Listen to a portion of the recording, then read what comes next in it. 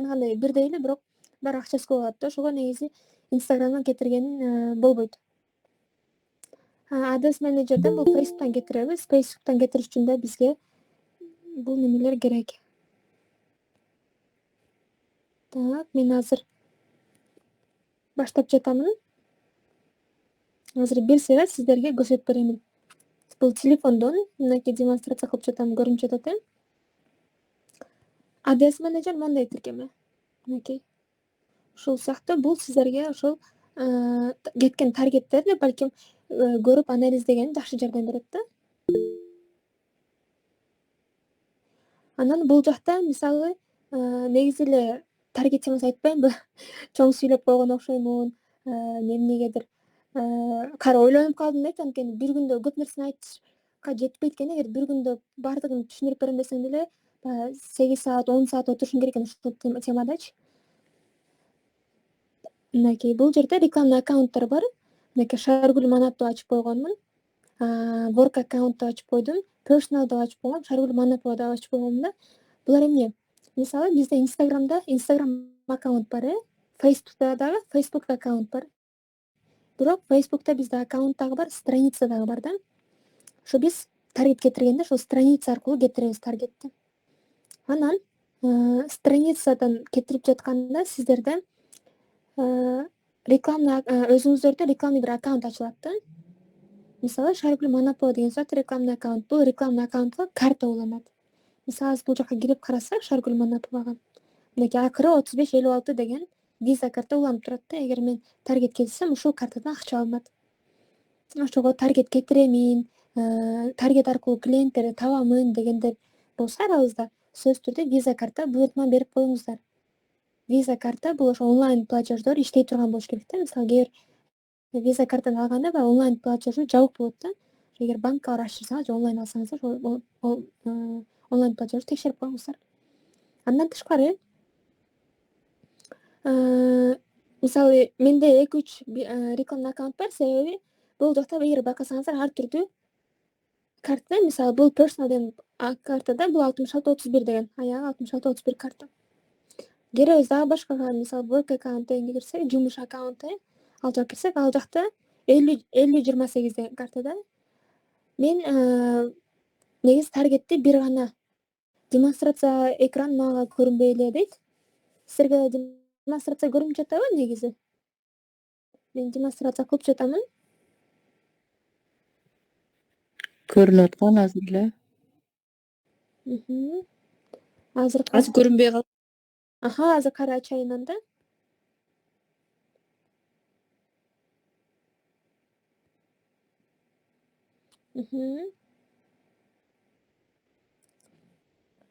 Мынакей караңыздар, көрүнүп жатат деп ойлойм. Ушинтип ар түрдүү баракча ачканбыз. Негизи таргетти үйрөнүп алсаңыздар, өзүңүздөр иштетсеңиздер болот. Мисалы эгер ушул сыяктуу эле дизайн жасаганды билесиз, же видео монтаждаганды билесиз, же кандайдыр бир кийим сатасыз, ар түрдүү кызмат көрсөтүшүңүздөр мүмкүн да. Ар түрдүү бизнесиңиздер болушу мүмкүн, өзүңүзгө таргет кетиресиздер.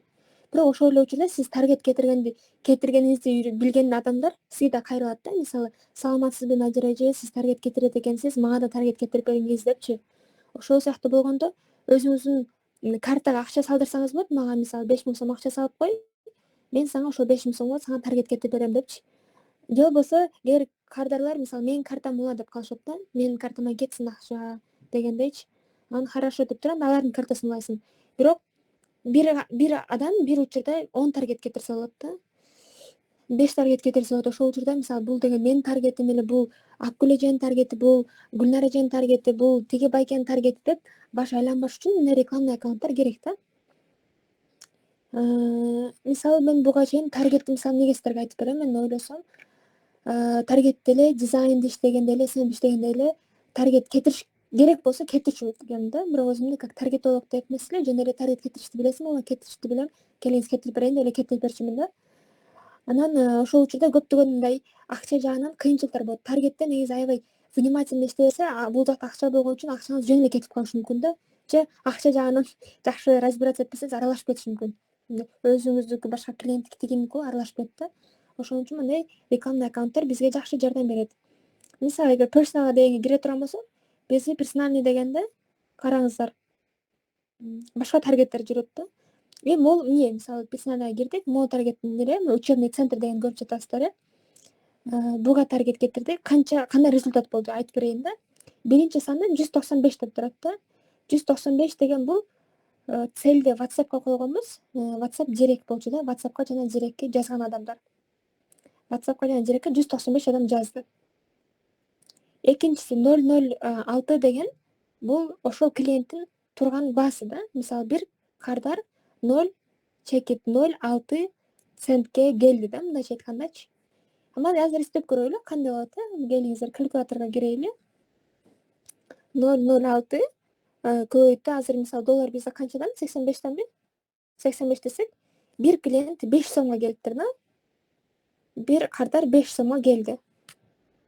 Бул жакшы. 5 сом деген эми азыр бизде маршрутка деле 5 сом эмес Бишкекте. Бир кардар 5 сом келди, бирок бул кардар келди дегени жазды же ошону сатып алды эмес, сизге жөн гана WhatsApp'тан жазат да. Саламатсызбы, мисалы сиз дизайнер экенсиз, кандай дизайнер жасайсыз, же болбосо мен деген той өткөрөт элем, тойго афиша жасап бересиз деген сыяктуу эле разговорду ушу жазган клиент эле 195 саны болду. Анын канчасы заказ берди, канчасы заказ бербеди, азырынча бизде белгисиз. Экинчи эң чекедеги 12,96 деген бул таргетке кеткен акча. Таргетке кеткен акча да. Мисалы ошол $13 көбөйтөбүз 85ке да, эми 12,96 болот да, 13 деп эсептеп жатам да, 13 көбөйт 85 койсок 1100 сом. 1100 сом таргетке кетти. Бирок налог Facebook'ta бар, Instagram'da бар дедим, налог Instagram'da бар, Instagram'dan кетиргенди сунуштабаймын депчи. Мисалы азыр эгер сиздер $12 таргет кетирсе, $13 таргет кетирсеңиздер, бул сиздерге $13 плюс $78 да кошумча алмак да, Instagram'da өзүнөн кетирсеңиздерчи. Мындайча айтканда $20 алмак. $20 деген көбөйт 85 1768 болмок да. 1768 сом алмак. Instagram'dan таргет кетирсеңиз, бирок жыйынтыгы ушундай эле 195 болмок. Биз буну ADS менеджерден кетирдик дагы 600 сом, 700 сом акчаны эконом кылдык. 700 сом акчаны эконом кылыптырбыз да. Бул жакшы. Бирок бизде Facebook'та дагы налог бар. Бирок 60% эмес, уже бул жакта мен деген аз контест дедим. Трамесист калдым окшойт. Тура эле. Бизде деген мисалы $13 деген таргет кетсе, $12% налог алат да. 12% эсептеш үчүн биз $13 көбөйтөбүз 12-ге, аны бөлөбүз 100гө. Билбейм, мен ушундай эсептейм да, дайыма процентчи. Эки ошондо 1,56 бизге налог алыптыр да. 1,56 налог плюс ошондо $13. Ошондо бизде жалпы мына $12,96 плюс бул жакта $1,56. Итого жалпы бизден картадан $14,56 алынышы керек да таргетке. Бул деген эми ар бир банктын өзүнүн дагы немеси бар. Валютасы деген, мисалы кээ бирлери деген 85-тен эсептейт, кээ бирлери 89-тан эсептейт. Өткөндө кайсыл жактан алдым? Мбанктан алдым окшойт. Мбанктын визасын колдонбош керек окшойт, себеби Мбанктын алдыга эле 89данбы, даже 90дан эсептеп салган виза доллардычы. Мисалы эгер 14,56 деген 85 курс менен эсептегенде 1200 сом болсо, эми мынтип айтканда 1200 сом болсо, ошол эле $89 менен болсо 1300 деп акча болот экен да. Разница ойноп калат. Азыр биз аз эле сумма, эгер бул $100 болгондо, мисалы $100 кетирсеңиз таргетке, $100 85 эсептегенде 8500, ал эми ошол эле 89 эсептегенде 8900 акча болот да. 300 сом, 400 сомдой разница болуп калат. Ошо курстагы маани бериңиздер курска. Мен өзүмдүн таргет колдонгон картам бул Optima да. Optimaдан кетирем. Optimada билбейм, ошо 85тен эсептейт да, 85-86 эсептейт. Ошо бул түшүнүктүү эле деп ойлойм. Мисалы ADS'те монтип анализдегени жакшы да. Жыйынтыгын көрдүңүздөр, аябай жакшы. Мисалы бул жакта деле трафикке кетиргенбиз.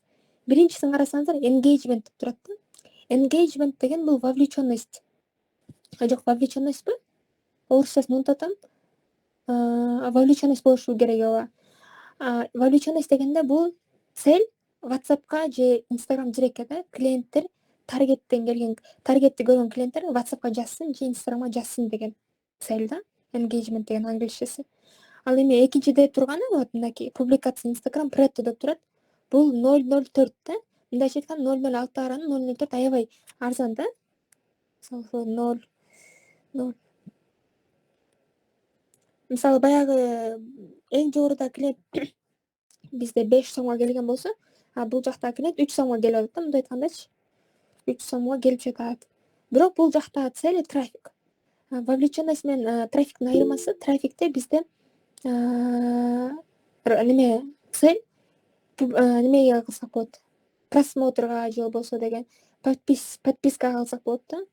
Айталы эгер таргет кетиргенде клиент менен же сиз өзүңүз караңыз.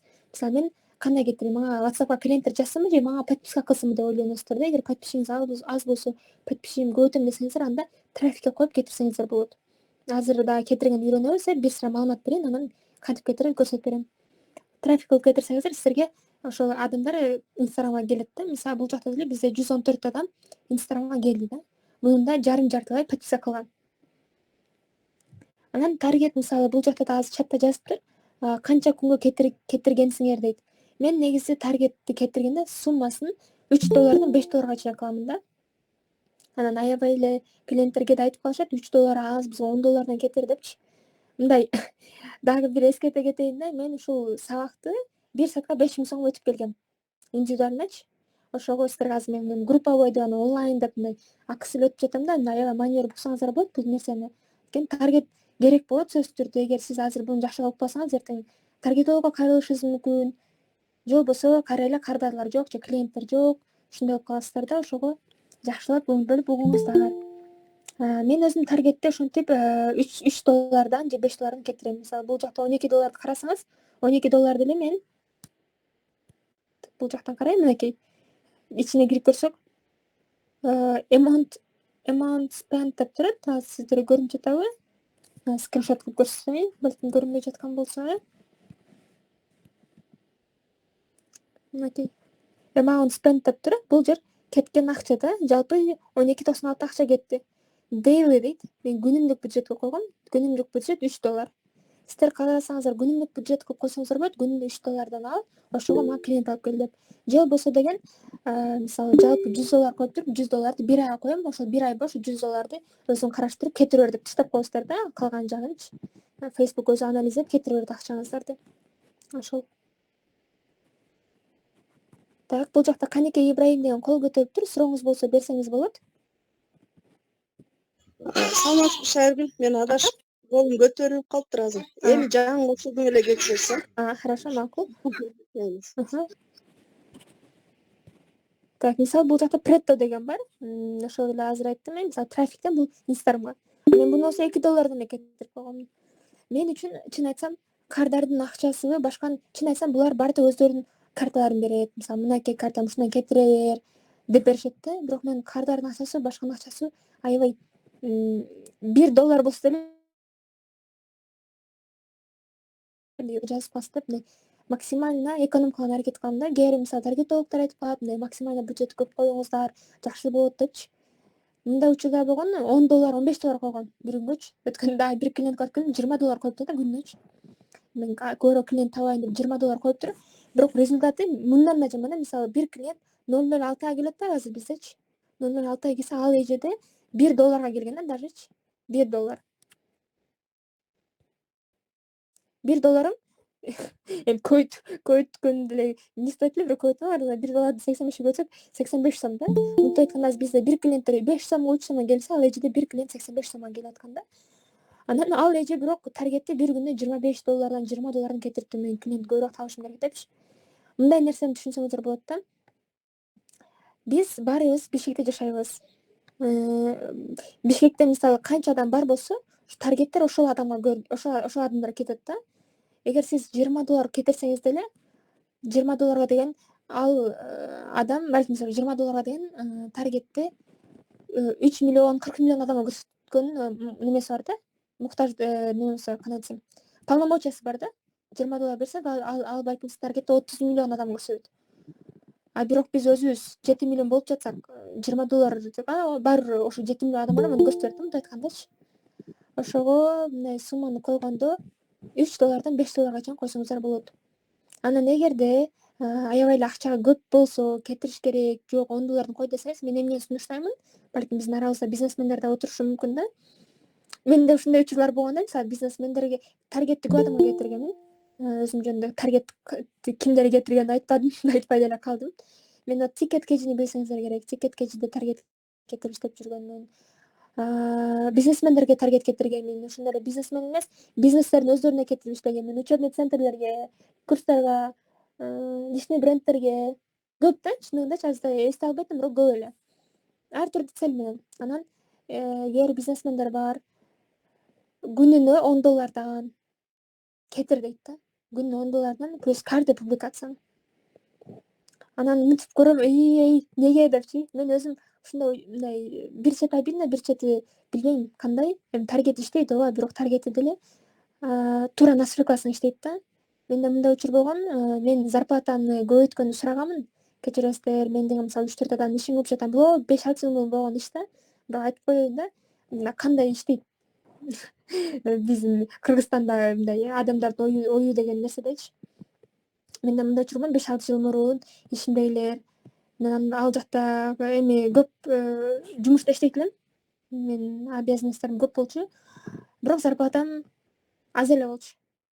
Анан сураганмын, майынан көтөрүңүздөрчү, аз болуп жатат десем, Шаргүл, кечирип кой, көтөрө албайбыз. Эң мындай салыштырмаласың, баары менен тең атасың. Тиги байкең үйлөнгөн, үй бүлөсү менен, ал деле сендей баалат, сендей акча алат. Тиги болсо апалары бар, ал деле сендей акча. Сен тим более мына студентсиң, жаш элесиң. Нормально өзүң возрастыңа жараша деп койгон да. Анан хорошо, мейли деп анан таргет кетиребиз. Таргет кетирсек, $10 койгула таргетке деп анан тиги публикация койгула деп мындайча айтканда 5-тэй 6-дай публикацияга $10 10 күнгө 20 күнгө кетирип саламса таргеттичи. Азыр эми калькулятордон киресиз берейин да. Мисалы караңыздар. 5 публикацияны дейли $10, $50, күнүнө $50 да. И ушуну 10 күнгө кетирет да, мынтип айткандачы, $500.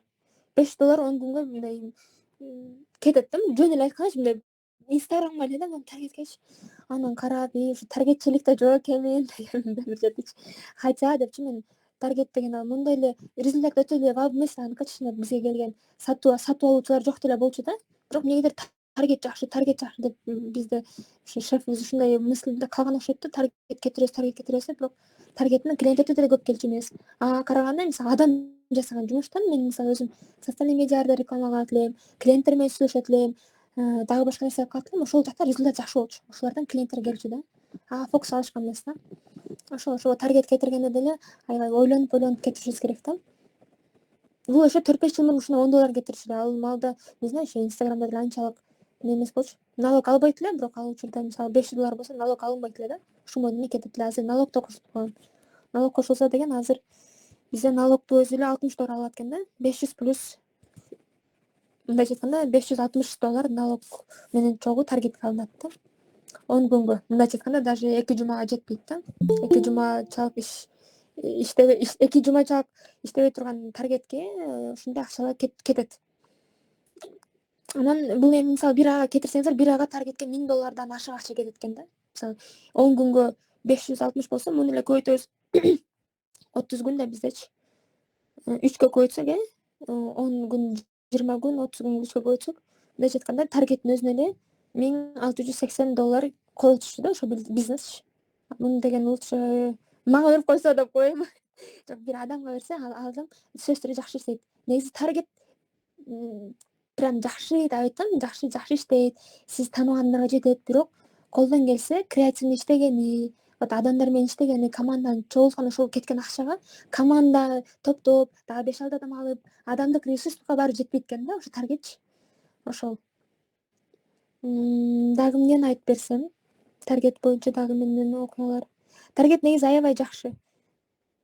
Үйрөнүп алсаңыздар кетет. Мисалы мен өзүмдүн баракчамды көрсөм, мисалы мен бул жакта бир жылдан да болбосо $3000 таргет кетиргенмин да.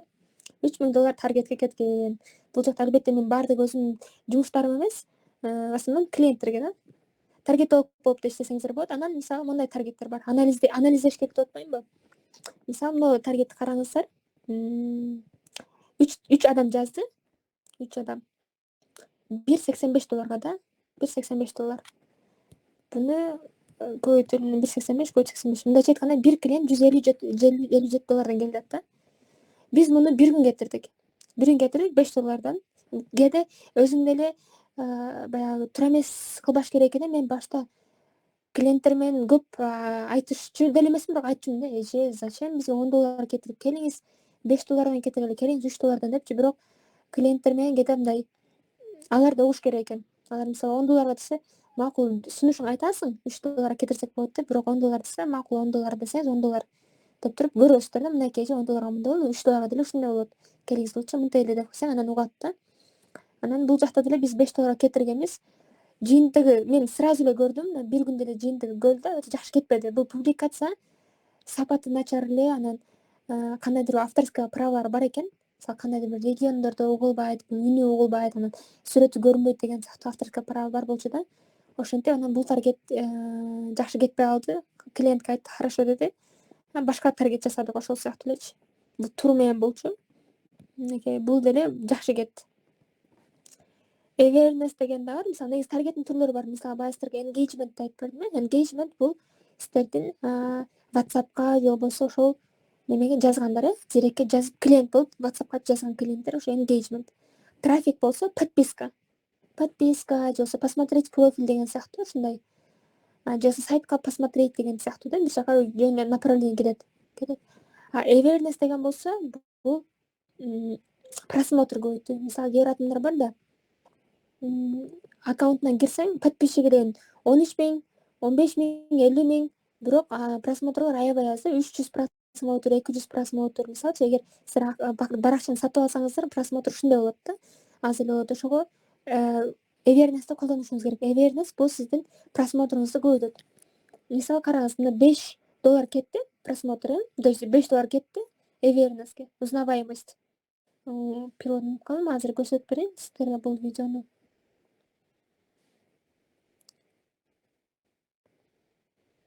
Мисалы ушул видео болчу. Мынакей. Просмотры мынакей 91.000 да. Булар да баракчаны сатып алган, 1000 подписчик болсо сатып алган.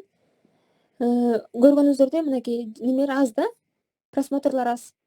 1000, 2000, даже акыркы 87, мисалы ушундай. Буларга сөзсүз таргет кетирет, аз болсо $5, $3 болсо таргет кетиришет ар бир постунда.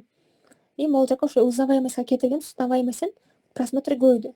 Келген клиенттер мисалы сразу эле баракчаны кирип караганда, просмотр 87 экен, аз эле экен деп туруп кетип калышы мүмкүн. Ошого жок дегенде буларга $3, $4 берип туруп просмотрун көбөйтүп коюшуңуздар керек да. Ошол. Эми негизи таргет бул чоң тема, бирок мен айткандай эле сиздерге клиент табыш үчүн клиентти кантип алып келсе болот таргет аркылуу, ошол нерсени көрсөтүп берейин. Саатта 9-дан 37 өтүптүр. Эгер суроолор болсо бериңиздер буга чейинкисине. Менде өзүмдө таргет кызматтары да бар. Эгер мисалы сиз өзүңүздөр таргет кетирем десеңиздер, таргет кетирүү үчүн бизге Facebook аккаунт керек, Instagram страница керек, экөөнү бири-бирине кошуу керек, бизнес WhatsApp керек, аларды бири-бирине связь кылуу керек. Настройкаларды таргеттерди ошол нерселерди кетиремин десеңиздер, же билбей жатсаңыздар кайрылсаңыздар деле болот. Мен бир таргетти башынан баштап үстүнө ачылса, Facebook страница жок болсо, эч нерсе жок болсо, паролдорун билбесе, анда мен өзүм кетирип беремин. 5000 сом болот. Биринчи таргет, анан кийинки таргеттерге уже 3000 сомдон 4000 сомдон алынат. Сабак сакталса жакшы болмок дейт. Ооба, сабак сакталат. Азыр сактап жатамын. Таргет курсуң барбы дейт. Азыр сиздер бир караңыздар, мен сиздерге көрсөтүп берейин. Эгер түшүнүктүү болсо ушуну калсаңыздар болот, ушуну кетирсеңиздер болот. Бирок мен ойлойм, сөзсүз түрдө суроо пайда болот. Ошо суроолор пайда болсо, мен ошо ойлоп жатам, жума күнү бошойт экенмин, жума келе жаткан 6, 7, 8 декабрь. Ушу 3 күн таргетти өтөлү депчи. Мисалы таргетти Facebook'тан кетирсеңиз болот. Мисалы Facebook'тан кетиресиз таргетти. Анан ошол эле учурда немеден кетирсек болот? Бизнес WhatsApp'тан кетирсек болот да. Мынакей бул жакта дагы tools деген бар. Tools'та create ad деген бар да. Ушул менен кетирсек болот. Ошол жолу бар. Facebook, даже таргет биз TikTok'то да чыгып атыптыр. Мен TikTok'тон кетирдим, бирок чын айтсам жыйынтыгы жакшы болбоду. Ошо TikTok билбейм, азыр бизде өчүп салганга да жакшы болбогон болушу мүмкүн да. Ошо бирок бизде Instagram жакшы эле иштейт. Дагы бир жакшы функциялардын бири азыр 45-ке чейин дагы 5 мүнөт убактым бар экен. Дагы 1-2 сайтты бөлүшөйүн. Жазып алыңыздар. Meta Library. Мен буга чейин да айтып бергенмин. Мынакей сайт Meta Library десеңиздер болот. Library'ге киресиздер. Бул жакта үстүндө поиск реклама Кыргызстан, мисалы Кыргызстанда кандай рекламалар бар көрсөм десеңиздер, ушу Кыргызстанды тандайсыздар. Анан категория реклам. Все объявления применить. Жана кандай? Мисалы поиск по ключевым словам деп атпайбы? Анан мисалы бул жакка жазалы инфографика. Мен неге бул жакты инфографика деп койдум азыр? Инфографика. Инфографика десек, инфографика деген боюнча бизде азыр 8 таргет кетип жатыптыр да. Азыр 8 таргет кетип жатат. Кыргызстанда значит бар экен да кетип жаткандар. Негизи эле таргет кетиргенге чейин сиздер настройка жасайсыздар. Настройка үчүн таргетке эмнени кетиресиздер, ошону билип алышыңыздар керек да. Эмнени кетиресиздер, видеону кетиресиздерби, посту кетиресиздерби, кайсы посту кетиресиздер, ошону жашап айырмалап калышыңыздар керек. Аны айырмалоо үчүн да Meta Ads Library'ге киресиздер дагы инфографика кетиресиздерби, же болбосо мисалы телевизор сатасыздарбы, холодильник сатасыздарбы, кийим сатасыздарбы, бул жака жазсаңыздар болот. Любой эле ключевой сөз жазып издейсиздер. Сиздердин конкуренттер дейин, сиздердин коллегаңыздар дейин кандай таргет кетип жатышын анализдейсиздер дагы, сиздер дагы ушул сыяктуу даярдайсыздар. Мисалы, булар 29 ноябрда кетиптир. Reproduction деген экен. Инфографика для маркетплейсов. Изображение в карточек товаров деп туруп, мисалы, мондай кылып кетирип атыптыр. Анан цели эмне кылыптыр булар? Трафик кылыптыр, Open Instagram дейт мынакей. Смотреть товар дейт го, азыр киреличи кандай болот мынакей. Бул жака кирсеңиздер, Юрий Production деген экен, Кыргызстандын экен.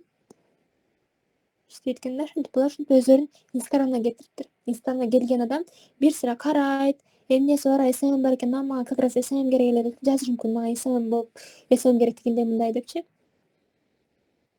Ой, мындай WhatsApp'ка киргенде келелерим WhatsApp'ка өтүп кетиши мүмкүн. Негизи таргетте ушу WhatsApp'ты дагы баардыгын мындай даярдап коюш керек да. Келген клиент Instagram'га кирсе деле, профилге кирсе деле, WhatsApp'ка кирсе деле толук маалымат ала тургандай даярдап коюш керек таргетке чейинчи. Презентация деп турган жазып коюштур, Окей. Могу сыяктуу стористер жандуу болуш керек. Жандуу чыгарсаңыздар, таргеттен кийин сөзсүз түрдө сиздер ошолорго клиент деле таба аласыздар да. Аба эмне дейт? Булар да жаңы ачылган окшойт. Мне кажется, билбедим. Бирок эгер көрүп жатасыздар, мисалы мен карадым дагы купулма толбоду да. Жок, мен булардан заказ бербейм дедим. Отказ берем да. Бирок о вкусах не спорят да. Кээ бир клиенттер бар. Сонун экен, как раз мага инфографика керек, Wildberries'ке деп эле заказ бериши мүмкүн да. Ошо сиздер деле өзүңүздөргү мындай, меники жакшы эмес болуп калды, Instagram анча эмес деп таргет кетирип көрө беришиңиз керек. Анан анализдейсиздер. Эмне минус экен, эмне плюс экен дегендейчи. Так. Биринчи таргетти көрдүк. Экинчи таргет эмне экен? Экинчи таргетте 29-да кетириптир Instagram'дыкын. Бул дагы өзүнүн профилине кетириптир. Инфографика, визуал, таргет реклама дейт да. Тоже аккаунтунда көп деле нерсе жок экен. Таргет кетиргенден ошо дизайн боюнча дагы башка боюнча сөзсүз түрдө маалымат берип турушуңуздар керек да. Анткени таргеттен клиенттер келет да. Көрөт, баракчаңызды көрөт, WhatsApp'ты көрөт, анан эч нерсе жок болсо кайра кетип калышы мүмкүн да. Ошо бул маанилүү. Кийинкисин көрөлү, мынакей. Хотите увеличить продажи на Wildberries дептир. Бул уже оффер деп коет, мисалы таргет кетирген текст дагы, дизайныңыз да маанилүү да. Пройдите курс дейт. Бул жагы уже курс экен, инфографика боюнча курс экен да. Стоимость курса тигини мындай. Бул уже мынакей WhatsApp'ка өтөт, отправить сообщение болот. Целди басканда отправить сообщение жана бул жактыкы демек отправить сообщение болсо эмне болот? Цели? Мен айтып атам, баягыдан бери.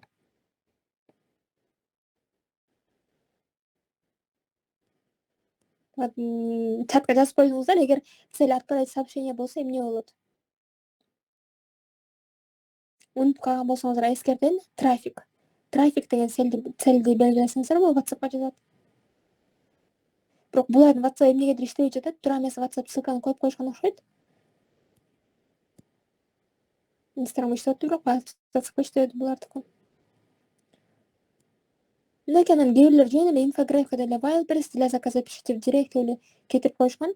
Аябай эле мындан билбей атсаңыздар монтип эле кетиресиздер, өзүңүздөрдүн жумушуңуздарга жүктөйсүздөр дагы. Вот дегендей эле кетиресиздер, ошол жактан клиенттер келип жаза берет да. Бирок все равно Instagramда более-менее дизайнер бар экен да, бирок профили немеси бузду экен да, стористери. Мен да мисалы таргет башка аккаунттарга кетиргенде деле сөзсүз түрдө айтам да, заранее 7 күнгө кетиребиз, 7 күнгө чейин стористер даярдап коюңуздар деп, 7 күнгө кандай стористер даярдайсыздар ошону кетиресиз. Заранее даярдап коюңуздар дейм да. Анализди кайсыл сайт менен жазып коесуң дейт. Мынакей Гүлнар эже Meta Ad Library. Ошону анализдейсиз. Дагы мисалы эмнени анализдейли? Эмнени көргүңүздөр келип атат? Инфографика десем көрдүңүздөр, 8 таргет чыкты. Ушундай. Дагы эмнени изилдеп көрөлү? Мисалы таpping сайт дейин, таpping сайты дагы аябай көп адамдар заказ берет. Бизде курста tapping сайт дагы бар, инфографика дагы бар, көп эле. Бул жакта бирок tapping сайт жок экен. Кыргызстан эмес, мисалы все кылып койсок болот. Баардык немеден көрсүн, баардык дүйнө боюнча tapping сайтты издеп бер дейли да.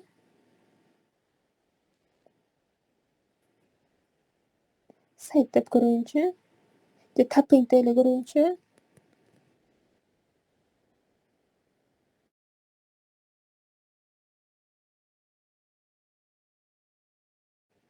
Tapping дегенде мынакей все дедим, баардык мамлекет боюнча ушу 20 таргет келип жатыптыр. Шымкенттен, Казакстандан Line дейт, Freedom Life, секретный телеграм-канал дейт. Бул жак немеде да иштейт бизде. Компьютеринде текшерсеңиздер болот бул сайтты. Анан дагы бизде негизи Instagramда көп нерсе неме ачык десем болот да. Репорттор бар, көрсөңүздөр болот. Мен анализдеп чыккам, азыр бар болсо барбы экенин билип карап көрөйүн да. Издеп чыкканда бизде эң көп таргетке аябай көп акча кетет экен. Баардыгы кетет экен, дерлик ар бир Instagram аккаунт таргет кетирчүдөй да. Так, архивде азыр стористе болуш керек. Мен деген качан окудум эле. Буга чейин мурун сторис чыгарган болчумун да.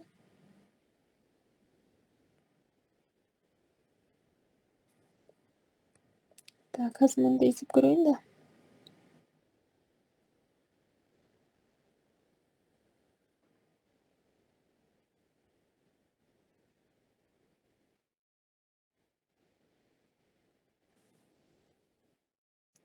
Вот февралда окшойт.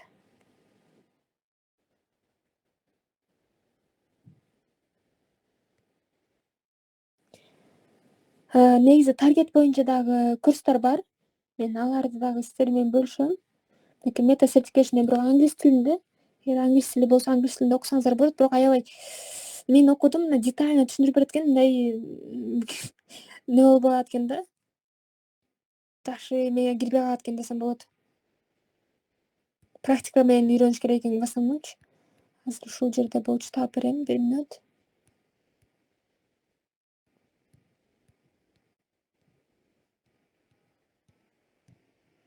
Мынакей караңыздар.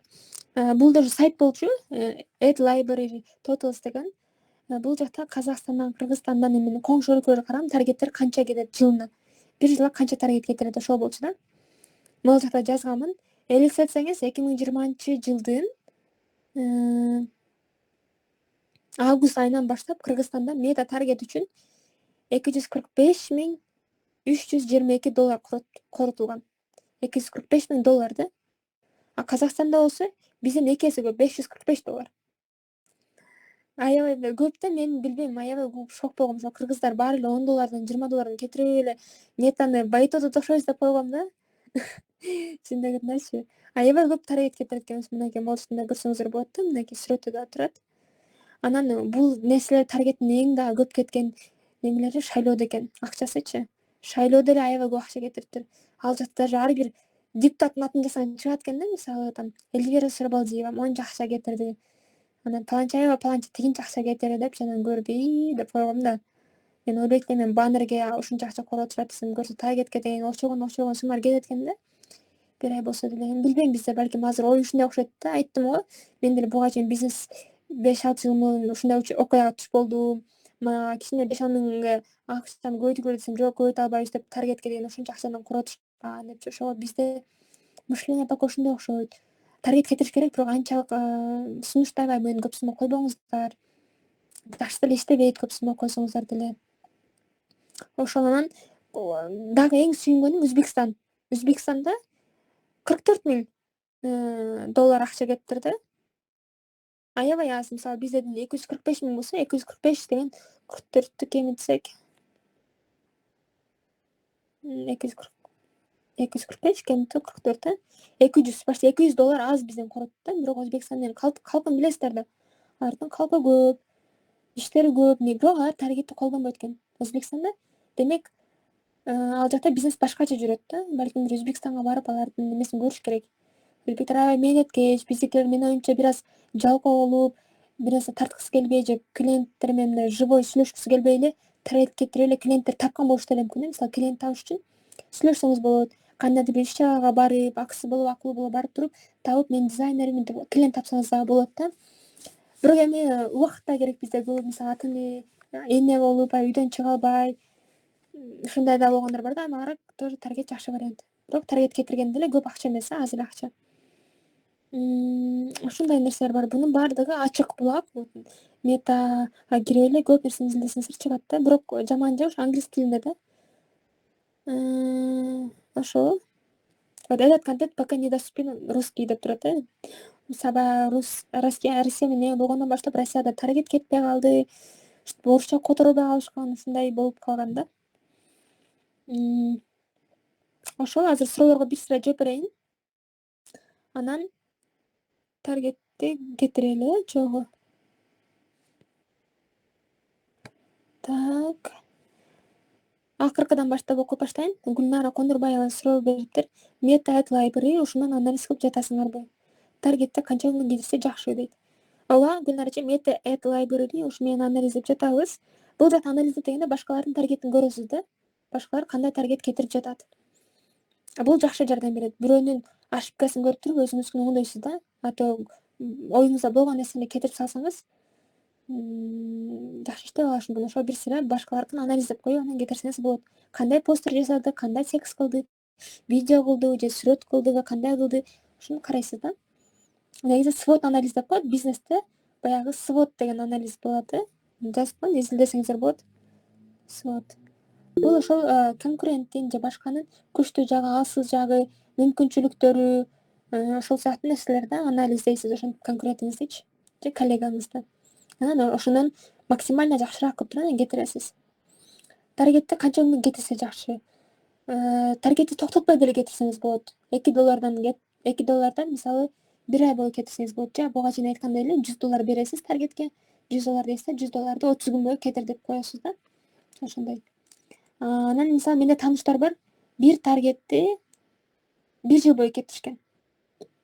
1 жыл дебейин, 4 ай бою да. 4 ай бою кетиришкен бир таргетти. Башка эч нерсе жасаган эмес. Результаты кандай дейсиздерби? Результаты жакшы.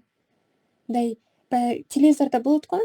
Эми билем, азыр сиздер телевизор көрөсүздөрбү? Мурун телевизор көргөндө бир реклама чыгырчы ар дайымчы. Жаттап каласыз го ошол рекламанычы, жаттап калып анан кийин чоңойгондон кийин ошол нерсе баары эсиңе келет экен да. Мен ушуну мурун жаш кезимде көрчүмүн. Азыр жардам бере экен депчи. Мисалы баягындай дарылар реклама болчу, могу дарыны ичиңиз, тигинтиңиз депчи. Азыр мисалы мен башым ооруса, ошол реклама оюма келет да, барып ичейчи дейм да азыр. Хотя ал рекламаны 10 жыл мурун, 15 жыл мурун кичинекей эле көргөм да телевизордончу. Ошентип жардам берет да. Анан ошого дагы мисалы таргетте 5 күнгө же 10 күнгө дегенде 4 айга деле кетирсеңиз болот, 1 жылга кетирсеңиз болот бир таргетти. Кааласаңыз ар рекламный таргетти кетирип көрсөңүз болот. Баардыгы эле жакшы иштейт эгер жакшы настройга кылсаңыз.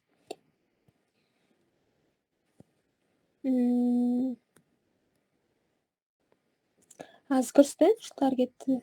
Бул жакта бар болчу. 2020 мынакей бул болчу. Айткандай эле буга чейин видеолор мисалы 3000 просмотр, 2000 ушундай болчу экен да. таргет кетирди. Таргеттен почти полмиллион, 486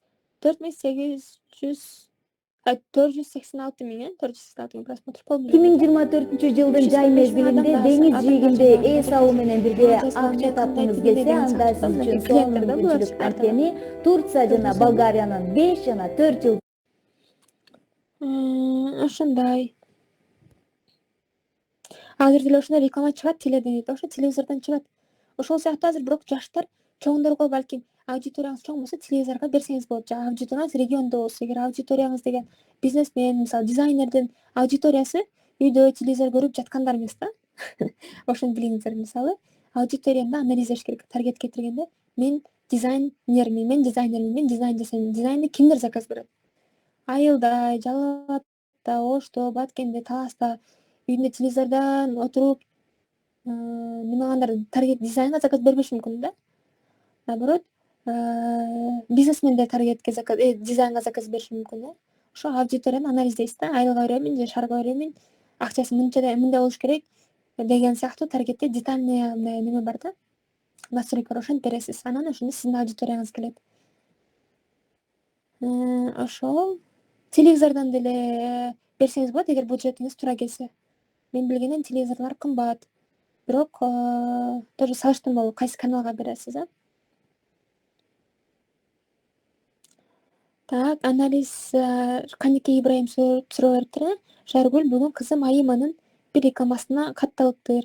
Анан алар сизди таандадым, ата-энем макул болбоду дептир. Кызым баш айланып окуйт элем, бизнес үйрөтөт экен деди. Карасам SMM Reels таргет үйрөтөт деп эле турат.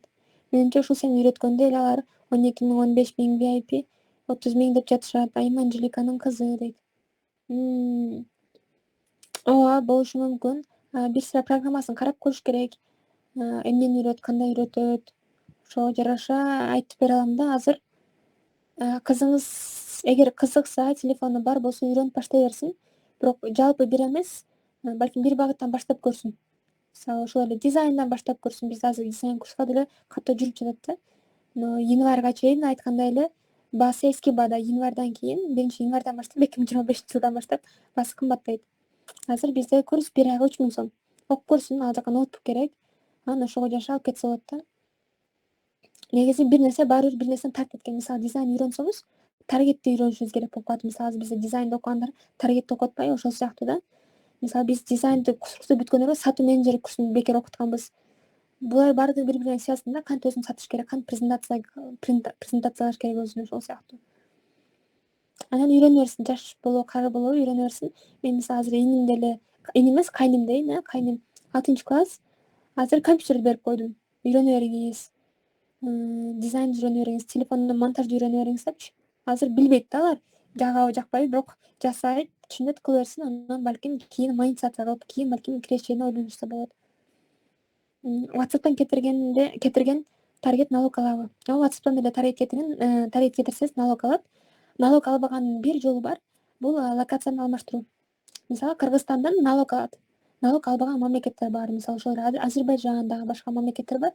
Таргет кетиргенде, как будто сиз Азербайжанда туруп таргет кетиргендей болосуз да. Азербайжанда турамын, таргет кетирем, бирок таргетке Кыргызстанга кетирем деген сыяктуу кетиресиз. Ошондо налог албайт. Сабак сакталат. Суроолорго жооп бердим окшойт. Анда эмес азыр таргет кетирип көрөлү. Телефондон кетирген кантип кетирсе болот? Биринчи постер даярдайсыз.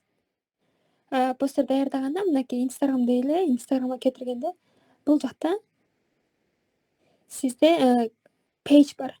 Мисалы, менде азыр бул жакта жок экен, анан башка баракчага кирейин. Кайсыга кирсем? Мейли, став группка кирейин. Бул жакта деле жумуш бар экен. Ошо жумушту кетирели, айталы. Бул постерди кетиребиз, Мынакей азыр просто эле көрөйүн, Instagramда кетиргенде кандай болот, Бул жакта эле буст пост десеңиз болот. Продвигать деп турат. Цели чыгат, цели эмне? Профилде көрсүн, веб-сайтка келсин, же болбосо месседж дейт, WhatsAppка жазсын, мынакей WhatsApp уланган. Send message. Мынакей. Эми караңыздар. Бишкек аудиторияны буга чейин сактап койсоңуздар болот. Кетирген болсоңуздар Бишкек дегенде мындай. күнүнө деген мисалы $5 $15 кетсин. Мынакей. 15 дейин келиңиздер аз эле күн кетет тургун. 2 күнгө $10 дейин да.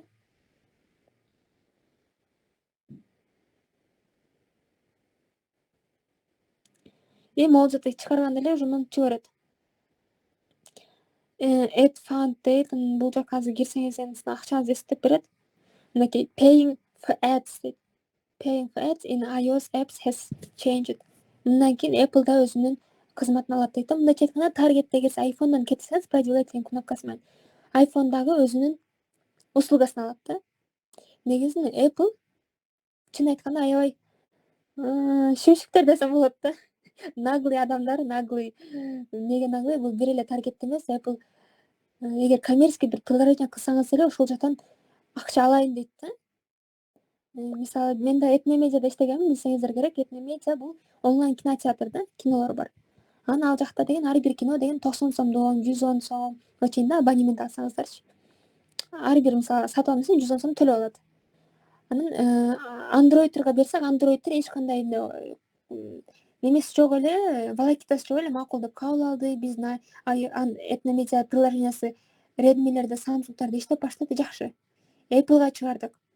Apple'га чыгарыш дагы кыйын болду. Анан чыккандан кийин дагы силер деген кинодон 90 сом алат экенсиңер, 50 сом бизге бергиле дегени чыккан да, мындайча айткандачы. Полный суммалар унуттум, канча деген, бирок ушундай болчу. Анан биз карайбыз, эми 50 сомго деген Apple'га төлөсө, анан 50 сом бизге калса анда жакшы болбойт, анда бизнесибиз күйүп кетип атат, тигиндеп атат деген разговорлор болот эле да. Анан ошондо iPhone баары бир кыйын экен деп койгом. Азыр кандайдыр тиркеме басса эле iPhone өзүнүн процентин алат да. Ошол эле таргетке да келди. Азыр мисалы эгер сиз таргетке акча кетирсеңиз, азыр next деп эстенди чыгат. Мынакей. Таргетке жалпы негизи $10 кетирип атасыз. $10 таргет кетиресиз да. Бирок жалпы $15 алынат да. Ошол эле айткандай баягы 60 немесин алат да. Мынакей. Могул жерде турат $10 таргетке, $5 экинчисин карасаңыздар. Мынакей монтип көрсөтөйүн сиздерге. Экинчисинде турат $10. Бул $10 сиздин таргетиңиздин акчасы да. Экинчиси болсо Apple'дын кызмат акысы $4.28 деп турат да. $4.28. Плюс дагы бир налогдор бар, ал $1.21. Ошондо жалпы сизден $16 алынат да. Ошо айткандай эле $10 болсо $6 кошумча алынат да. Ошо жаман болуп калды азыр бул. Instagram такыр таргет кетирбеңиздер. Эгер сизде Android болсо, Android'ден кетирсеңиз болот. Мисалы Redmi болсо, Samsung болсо, ошол продвигать деген кнопка менен кетирсеңиз эле болот. Бул бат эле еще жыйынтыгы деле жакшы эле. Бирок ал жакта деген жыйынтыгын биле албайсыз, мисалы кандай болду, жакшы болду, жаман болду. Результат чыгарыш бир аз кыйыныраак болуп калат. Ошондо Instagramдан таргет кетиргенди көрдүңүздөр, ушул сыяктуу эле. Анан дагы бир моундай жол бар. Meta Business Suite, мынакей бизнес сүйүттү жүктөңүздөр деп айттым эле. Ушул жактан кетирсеңиздер болот. Так, Instagram менен экөө связь болгон баракчага киребиз. Мисалы бул кара эле Stack Group. Чаток iPhone'да дейт, iPhone'да чатак. Ошо iPhone бар, бул iPhone'ду алды, демек акчасы бар дейт дагы. Керек да. Бизде балким дагы жакшы, чет мамлекетте аябай көп нерсе платный да. Жана калса Instagram'ды биз рекламада колдонсо болот да. Мисалы бизде реклама чыгып атпайбы, ошо чет мамлекетте аябай реклама көп. Каждый бизнес эле реклама кетет. Кыргызстанда еще азыраак болушу мүмкүн, бирок чет мамлекетте аябай дагы көп. Таргетке именно анан адамдар рекламаны көрүп тажай берип, Instagram подпискасын алышат да. Мага Instagram'дан рекламалар чыкпасын дегендечи. Ага төлөшөт. YouTube'дун подпискасын алып, YouTube'да деле реклама аябай көп чыгат. Биз дагы чет мамлекетке чыкканбыз. YouTube'дан бир подкастты жакшынап албайсың да. Реклама чыгып берет ар 15 мүнөт сайынчы. Кой. Лучше сатып эле алайынчы, аз эле сом экен дейсиң, 1000 сом экен сатып эле алайынчы дейт экенсиң да. Ошондой. Мисалы Meta Business Suite'га киресиз. Киргенден кийин үстүн карасаңыз, мынакей Facebook, Instagram экөө бири-бирине кошулуп турат да. Бул деген связь болду дегенде экөө бири-бирине уланды. Уланганда ушундай болуп чыгат.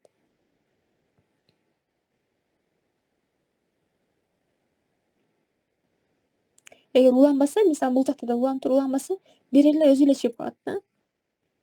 Анан буну көрөлүчү. Дерлик менде бардык эле аккаунттар уланыптыр. Так, уланбаган аккаунттардан бар беле, кайсылар бар эле? Скорее всего, мынакей карасаңыздар, Facebook уланып турат, а Instagram уланбай турат да. Цветной болбой, черно-белый болуп турат. Бул уланган эмес. Улаш үчүн сиздер Connect Instagram page деген бар, мынакей привяз, бири-бирине связь кылуу. Басасыздар да, анан улайсыздар. Кеткендер пароль, логин жаз дегенде мындай ушуларды улайсыздар и уланат. Улангандан кийин анан таргетти жашына кетирсеңиздер болот. Мынакей бул жакта баары даяр, уланды. Могул жерде рекламировать деген бар, advertise. Ошол жакты басасыздар дагы, тандайсыздар.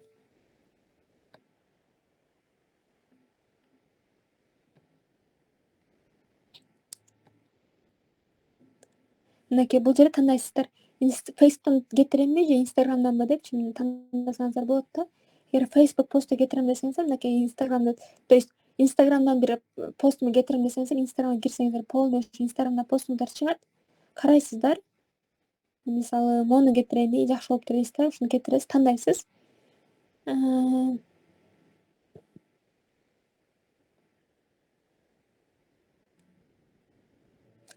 Целдер чыгат, мынакей goal деп турат, цель. Биринчиси көп кат алуу, Instagram'дан, WhatsApp, Facebook'тан WhatsApp'ка жазуу деген сыяктуу. Кийинкиси профиль визит, профилге кирүү. Адамдар сиздин профилге кирет, Instagram подписка кылышат, сторисиңизди көрүшөт, ошолар көбөйөт. Бирок WhatsApp'ка жазбайт да. Ошондой. Бул үчүн аудиторияны тандайсыздар. Өзүңүздөр жаңы аудиторияны тандасаңыздар болот. Мисалы деген дизайн курс дейсиздер дагы. Дизайн деп эле дизайн клиент, тандайсыздар кайсы локация. Вообще Кыргызстанды берип койсоңуздар болот, же болбосо детальный, мисалы мага Бишкек эле керек депчи. Бишкек дейсиздер дагы. Бишкек, Кыргызстан. Тандадык. Age. Канча жаштан баштап дизайнга заказ берет? 18 жаштагылар заказ береби? Онун көрөсүздөр, жок балким 20дан деп аудиторияны бир сыйра карайсыздар да өзүңүздөр. 65 жаштагылар барбы? Жок. Скорее всего 45ке чейин же 50ге чейин дейсиздер мисалы. Балким ойлоносуздар, мен 65 жаштагы дагы эжем бар эле, ал Wildberries'тен Wildberries'те бизнес бар эле, ошол эжелер деле бар, ошолорго деле көрүнө берсеңиздер, монтип берсеңиздер болот. Полду тандасаңыздар болот, мисалы, только эркектер жазсын, только айымдар жазсын деген сыяктуучу. Ошентип сактап коесуздар. Бул жерде ошол аудиториянын немеси дагы бар да, интерестери бар. Мисалы, компьютери бар адам болсун, үй бүлөлүү адам болушу керек. Ошону детальный берсеңиздер болот. Кимдер? Анын ошол аудиториянын кызыкчылыктары, мисалы, сизге дизайнга заказ берет адамдар эмнеге кызыгат? Айталы, дизайнга заказ бергендер балким Wildberries'ке кызыгат, же дагы машина кызыгышы мүмкүн, мисалычы. Ойлонуңуздар, машина кызыкса, демек бул бизнесмен күчтүү, ага дизайн керек. Же недвижимость кызыкса, бул деле тоже акчасы бар, дизайнга заказ бериши мүмкүн деп туруп, ушинтип аудиториясынын кызыкчылыктарын таанып туруп, бул жака жазсаңыздар болот да. Сактайсыздар, все. И ошол аудиторияны кетиресиздер, тандайсыздар. Бул жакта уже бюджет, мисалы, ошо айткандай эле, $3 $5 чейин кетирсеңиздер болот. Канча күнгө? 7 күнгө, 8 күнгө кетиресиздер. Тест кылыш үчүн, мисалы, 7 күнгө кетирип деле анан кайра өчүрүп койсоңуздар болот, маселе жок да бул. И все, могул жерде акырын эсептеп берет, мынакей $35 кетирсеңиздер, жалпы сиздерден $39 алат, $20 алат. 12% бул налогто 4%. И то 12% налог ушунда $4 болуп калат экен. Бул нормально. Ошол эле 2 күнгө кетирип көрсөк, 2 күнгө деле мисалы $10 кетирсе, баягы $16 аламын деле, Инстаграмда бул жакта $11, 11 чекит 20 цент, ушундай алат. Все уже даяр болгондон кийин бул жерден буст десеңиздер, уже буст десе уже продвижение ва проверка кетет да. Жалпысынан орусчулук ушундай жеңил, мындай бат эле түшүнүп алып кетсеңиздер болот. Бирок айткандай эле бир кнопкада мен азыр дайыма кетирип жүргөн үчүн бат эле көрсөтүп койдум да, балким сиздерде бир аз проблемалар болуп калышы мүмкүн. Айта албайм да, окшоп калышы деле мүмкүн. Бул мета бизнес сүйттөн ушинтип кетирдик. WhatsApp'тан кантип кетиребиз? WhatsApp'тан сөзсүз түрдө бизнес WhatsApp болушу керек. Мынакей менде да бизнес WhatsApp бар, жана WhatsApp'тын өзү бар. Анан бул жакта бизнес WhatsApp'та болсо ылдыйында tools деген бар. Обычный WhatsApp'та андай tools деген жок. Обычный WhatsApp'та communities деген бар да, мынакей. Update'те бизде stories бар и community бар. Бизнес tool'да tools деген бар. Бизнес WhatsApp'тачы tools'ка кирип эле create add дейсиздер. Бул жакта эмнени кетирүү дейт да, эмнени таргет кетирейин. фото деп тандасаңыздар болот. Мынакей фото тандайсыздар өзүңүздөр, же статуска чыгарып туруп ошо статусту кетирсеңиздер болот. Статуска чыгып деле мен деле кетиргем, тоже жакшы болгон статустукка деле. Фото десеңиздер деле чыгат. Мисалы фотодон уже бир фото даярдайсыздар да бул жакта. Таргеткечи айталы мен дизайнермин деген сыяктуу бар экен азыр. Бул жакта мисалы дейин да.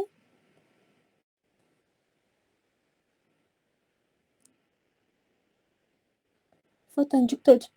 Өзүңүздөр неме кыласыздар?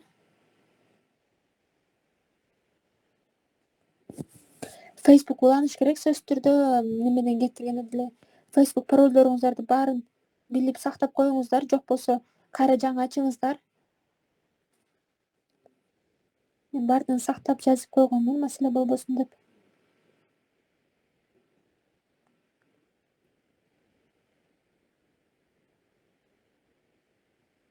Так, бир аз загрузка болуп жатат, аз күтүп туралы. Түшүнүктүү эле болуп жатабы? Чатка жазып коюңуздар. Түшүнүктүү, эмнеси жетип жатат, эмне кандай болуп атат. Мынакей WhatsApp'тан кетиргенде ушундай эле. Менде бизнес WhatsApp green карта болчу, ошо green карта чыгып жатат. Бул жакта сизде алмаштырып койсоңуздар болот өзүңүздөрдүн бизнеске. Describe дегенге жазасыздар, для заказа дизайна дегенде болсо.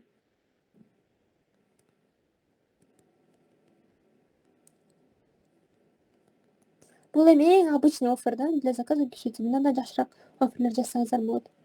Мынакей. Илдин уже кайра эле баягындай аудитория тандайсыздар. Ош Бишкек, Жалал-Абад. Жаңыдан өзүңүздөр тандасаңыздар болот, кандай болуш керек, эмне болуш керек. Чыгат да, мисалы үчүн. Info дейм. Жана мынакей локейшн Кыргызстан эмес.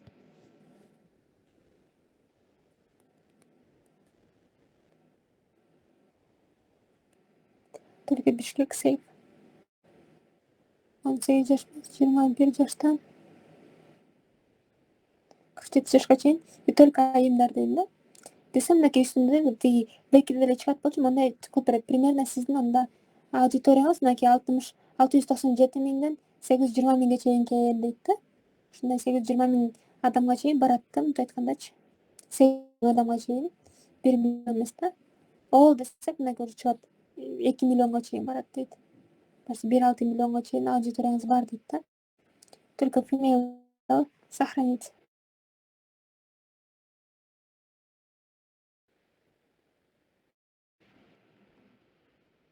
Аудиторияны тандадык, анан бул жакта Инстаграмга да чыгат, Фейсбукка да чыгат.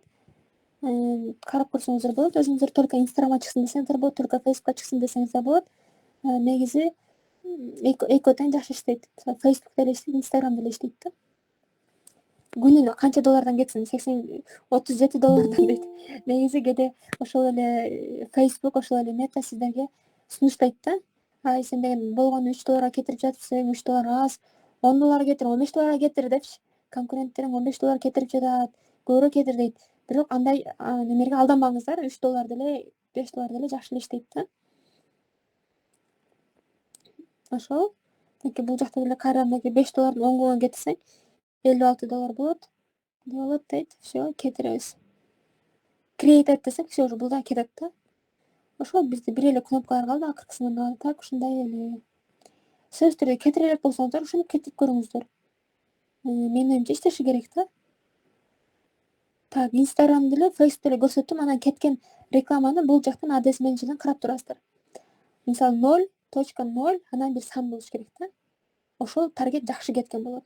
Эгер сиздерде мисалы могу сыяктуу 0, анан сразу эле 1 болуп калса, 0, экинчи 0 жок эле сразу 1 болсо, демек бул таргет ойлондуруп жатат, бул жакшы кетпей жатат деп өчүрүп коесуздар. Көп акча кетирбейчи, сразу өчүрөсүздөр да. 0,4 болду, жакшы кетирсин дейсиздер. Мисалы могу 0,02 болгон да. Бул да аябай жакшы. Кээде 0,000 болуп кетет, мисалы 3 та 0 болуп кетет, 3,0. Бул деле жакшы. Бул мени түшүндүрөт, бул сиздин рекламный креатив жакшы. Мисалы эгер таргетке деле эптеп бир дизайн жасап койсоңуз, жакшы кетпей калат да. Таргетке кетип аткан видеоңуз деле аябай смыслы жакшы болуш керек. Постер жакшы болуш керек да, ошондо жакшы кетет. Азыр бир аз суроо жооп кылалы. Эгер каалоочулар болсо, демонстрация экранга кылып көрүңүздөр жана сиздер азыр эгер видеоңуздар же постуңуздар даяр болсо ошону таргет кетирип көрсөк болот да. Мен көрсөтүп бердим, ошо мен көрсөткөндө балким азыр бир адамды алайлы, ошол кетирип көрсүн.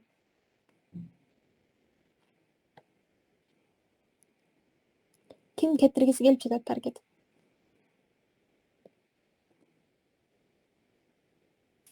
Коркпоңуздар, бул жакта прям азыр таргет кетиребиз дегенде кетирип туруп кайра өчүрүп койсо деле болот. Маселе деле жок. Каалоочулар жокпу араңыздарда? Жок болсо ошону менен жыйынтыктасак болот. Негизинен жалпысынан таргет темасы маанилүү. Бул жакта аябай терминдер көп. Мен азыр жөнөкөй термин сүйлөп бердим да. Эгер таргеттин өзүнүн терминдерин көрсөм да ошону түшүндүргөнгө аракет кылдым. Бул жакта аябай анализде, кстати, азыр айтып көрсөтүп коеюн.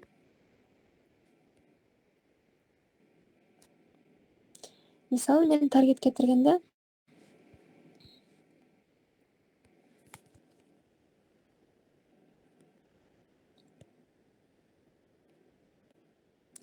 мынакей таргет кетиргенден кийин сөзсүз түрдө компания болсо, мисалы, компанияга мындай отчеттер беребиз. Мынакей караңыздар. Результаты рекламной кампании для классной колбасы можно считать успешным, дейт. За сумму $503 удалось охватить более 1000 пользователей и получить кликов.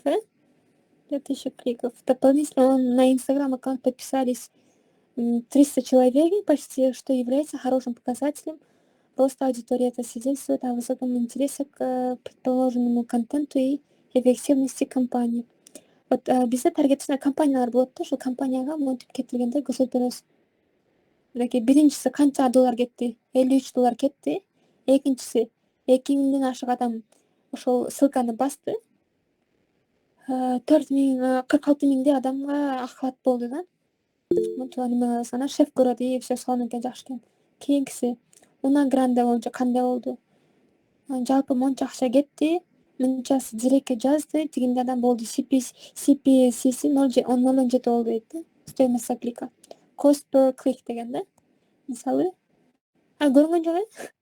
Так, көрүнбөй калыптыр, кечиресиздер. Мен азыр кайра баштайын анда. Мен өчүрүп алган окшойм анда адашып. Так, азыр көрүнүп жатат деп ойлойм. Көрүнүп жатат? Бир карап коюңуздар.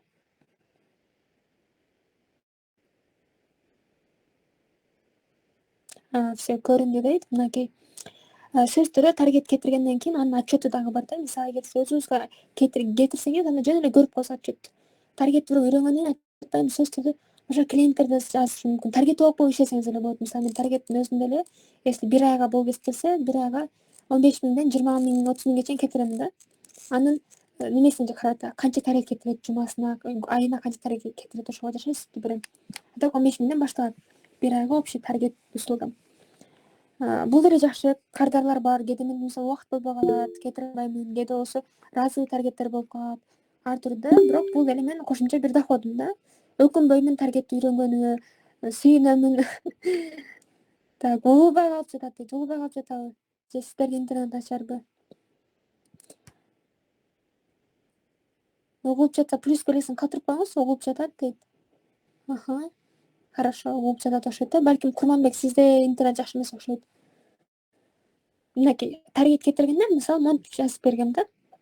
Биринчи обязательно мондай нерсе кетирген дагы убакыт жетпей калды. Бул компьютерден ушундай инфографика жасап даярдаса болот. Визуально кандай көрүнөт, бересиз да, отчет катарычы. Мынакей 57 таргетке акча кетти, мынча клик болду, мынча адам жазды, мынча адам охват кылды дегендей, бул результат. Анан таргет успешный болду, неуспешный болду түшүндүрүп беребиз. Мисалы, бул результаты компании вот за сумму монча акчага мынча пользователь келди, мынча клик болду дегендей. Анан сөз түрдө компаниянын менеджерлери баардыгы көрөт. Все хорошо, жакшы депчи. Анан сиз таргет кетирип, акчасын коротуп, эмне результат болду айтпасаңыз, алар билбей калат да. Анткени алар таргет түшүнбөшү мүмкүн.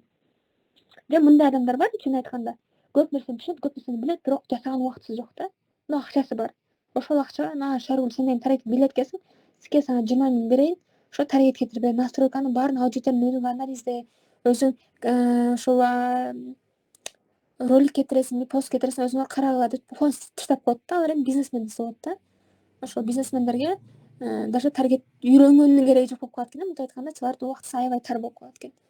Алар кетирип беребиз. Мисалы, бул проектте мен 3 аккаунтка таргет кетирип бергенмин да.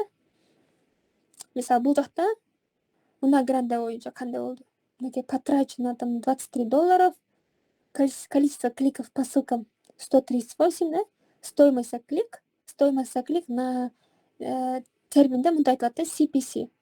CPC бул сөздү англисчеден мындай айтканда cost per click да. Ошо стоимость за клик дегендей. Таргетте көбүнчө англис тили аябай маанилүү болуп калат. Жакшы жагы англис тилинде коштон үйрөнүп кетесиз да. Ошол терминдерди үйрөнүш баттыраак болот анан жакшы.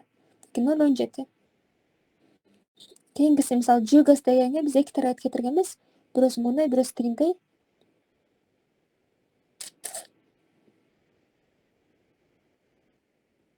Мисалы, могул жерде отчетту көрүп жатасыздар. Экинчисинде мисалы караңыздар, монтип атам да. Компания обеспечила высокий охват, но менее эффективно по кликам. Көрдүңүзбү? Сиздер отчет бергенде жакшы жана айтасыз, жакшы болсо жаман болсо жаман жана айтасыз. Могул жерде менее эффективно болуп калды. Биз $23 кетиргенбиз. Бирок охват жакшы болбой калды. То есть эффективность, охват жакшы болду, бирок эффективность жакшы болбоду. Требуется оптимизация для повышения вовлеченности. Вовлеченность кылыш үчүн дагы жакшыраак кылыш керек. Мисалы, бул жакта биз $20 кетирдик. Биринчи Jugastын рекламасындачы. Бир эле сүрөт болчу, бир эле пост болчу, бирок биз эки башка болчу да. Бирөөсү так азыр айтып берем. Бирөөсү engagement болчу. Engagement деген ошол WhatsAppка жазуу деген сыяктуу да. А бирөөсү профилге кирүү болчу. А бизде ошо WhatsAppка жазуу деген жакшы результат көрсөткөн эмес. Профилге кирүү жакшы результат көрсөткөн да. Түшүнүп бересиң, мынакей Una Grande боюнча программалар результат болду дегендей. Түшүндүрүп беребиз да. В общем, ошол бул деле өзүнчө результат деп койсо болот. Жыйынтыгын ошону көрсөтүп беребиз. Мастер-класс өтүп бербейсизби? 2-3 күндүк марафон өтүп элеңиз го дейт. Марафондор өтчүмүн. Мага да марафон аябай жагат. Марафон бул 3 күндүк, 2 күндүк болот. Анан ал жакта вот более-менее практика в основном сиздерге болот. Мен балким азыр айтып бердим. Мен дагы тиги жакта айтып бердим, бирок айтып бериңиздер. Марафондордо практика кылып көрсөтөсүздөр. Анан бүгүн мисалы мен айтып бердим, Instagram страница керек, тигиндей керек да. Ошону балким кылыш да керек да. Сиздер менен чогулчу. Таргет кетириш керек. Анан кетирген таргет сиздердикин анализдеш керек. Мен азыр буга чейин кетирген таргеттеримди анализдеп сиздерге көрсөтүп бердим да. Ошондой кылсак болот. Ооба, Махабат, жакшы пикир айтып жатасыз. Балким ошо айткандай эле, балким 5-6, 7 күн убактым бар. Бул деген 6, 7, 8 декабрь болуп калат экен да. Ошол күнү өтүп бере алам. Ойлонуп көрөлү. Эгер өтөм десем, сиздер бул аксыз эмес, акылуу кылган туурараак болот да. Анткени акылуу кылганда балким осознанно киресиздер, окуйсуздар, көрөсүздөр да. Акысызга ушул деле жетиштин. Эми бул жакта детально азыр көп нерселер айтып бердим. Акчасын айтып бердим окшойт деп ойлойм. Балким акылуу кылганда сиздер ушул 3 күндүк болсо күнүнө канча сомдон төлөп окуй алат билесиздер. Балким 2 күн алабыз, балким 1 күн алабыз, толук кала тургандачы. Сиздер примерно сумма айтып көрсөңүздөр балким. Мисалы мен анткени муну жарыя кылбай элем, ошо сиздер кызыгып жатасыздар, ошо сиздерге эле өтүп беремин да. Оюңуздарды жазып көрүңүздөр, өзүңүздөр көтөрө ала турган сумманы, мисалы мен деген ушунча акча болсо мен окуйт элем сөзсүз түрдө депчи. Мен азырга чейин башка суроолорго жооп берип турайын. Ошентип акчасын жазып коюңуздар. Пока эч ким жаза элек. Канча акча болсо окуйт элеңиздер. Өчүргөндө калган акча кийинке кете береби дейт. Мисалы, таргетте эгер кетирсеңиз $3 там 5 күн кетирсеңиз, 5 күн кеткенден таргетиңиз автоматтык түрдө өчөт. Сөзсүз түрдө ал жакта бүтө турган күнү белгилешиңиз керек да. Эгер бүтө турган күнү белгилебесеңиз, кете берет. Менде да мындай учур болгон. Бир таанышым таргет кетириптир, бирок таргет өчүрбөй коюптур да. Таргет өчүрбөгөндө кете бериптир. Канча $200 чейин кетип калган да. Анан шалгуу мен картаны кечке эле акча алып атат, мошенниктер алып калган окшойт картамды дейт. Анан изилдесек, көрсө таргет менен эле алып бериптир да кечки акчанычы. Ошо таргетте акча болгон үчүн бир кнопканы эле зайчат да, өчүрүш керек, өчүрбөш керек деген сыяктуучу ошолорду дагы маанилүү өчүрүп ошо адреси менен түзүп андан издеп турасыз. Карап турушуңуз керек. WhatsApp'тан кетирген WhatsApp группага келеби дейт.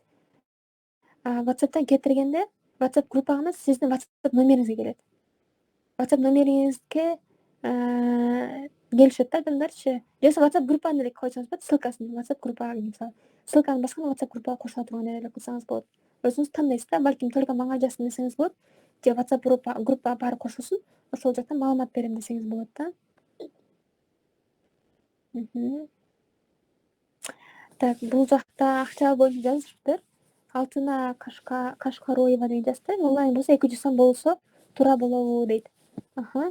Оптимадан кетиш керек экен да, дейт.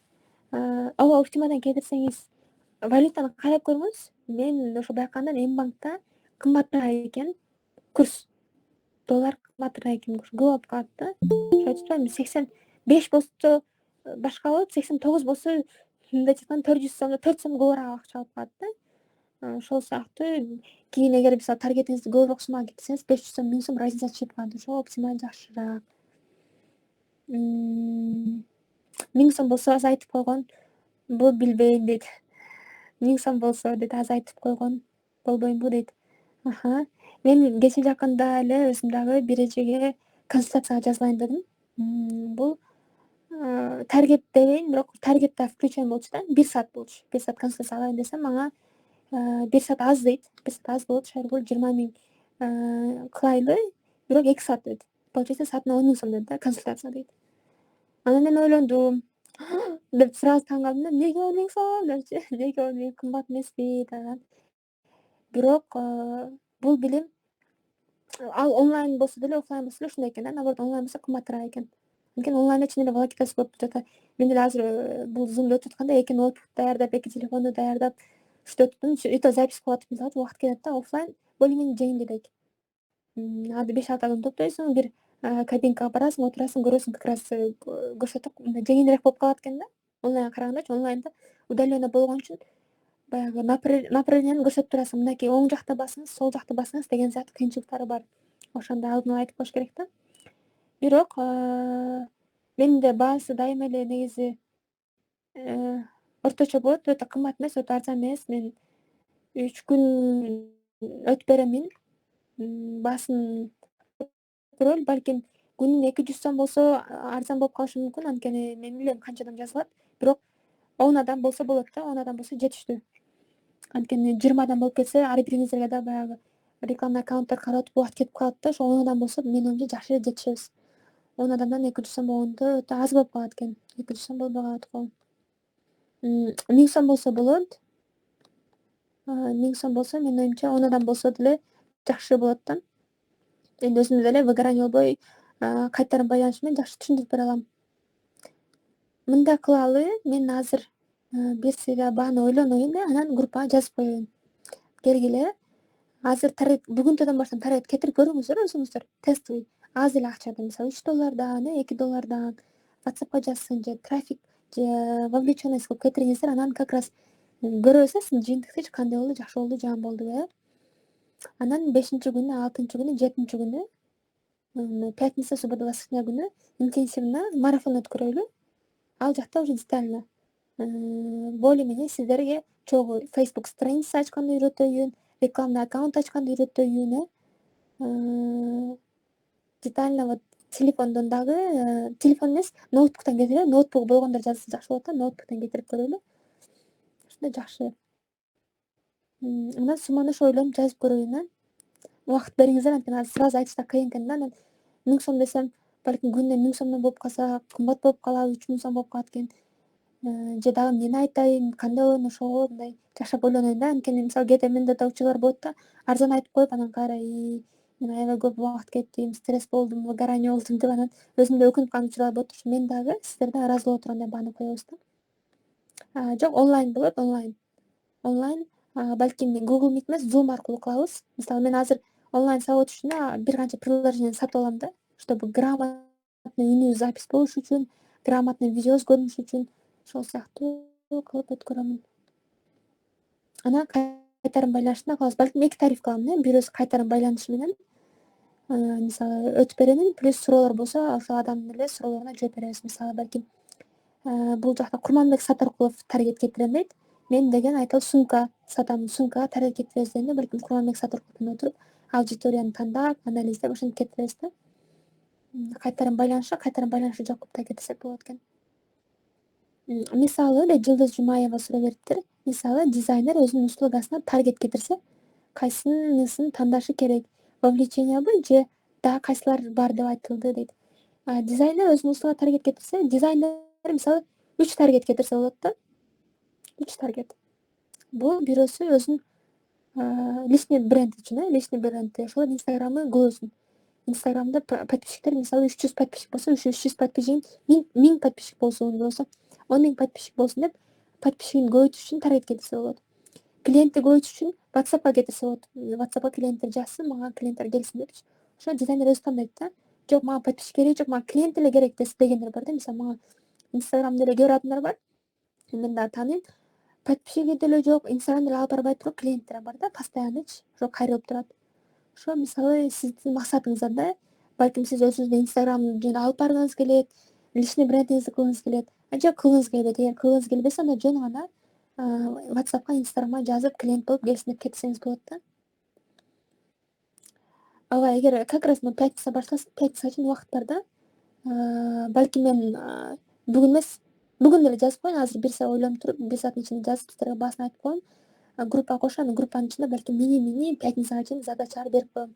Инстаграм аккаунтубуздун паролдорун тагыраак билиңиз. Инстаграмга таргет кетириш үчүн видео даярдаңыз же пост даярдаңыз деп тапшырмаларды берип турам да. Что биз пятница күнү таргет кетире турган болгондо баардыгы даяр болуп, сразу паролдорду жазып, постту тандап кетирип, результатын көрүп, клиенттерди алып, мисалы таргет кетирип элем, мынакей 3-4 клиент алдым, заказ алдым дей турганда кылабыз да.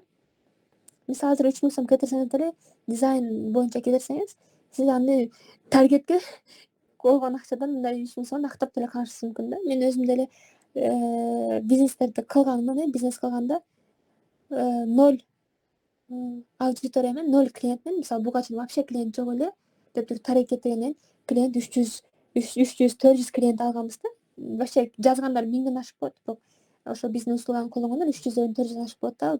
Таргеттин акчасына жөн актап калат да.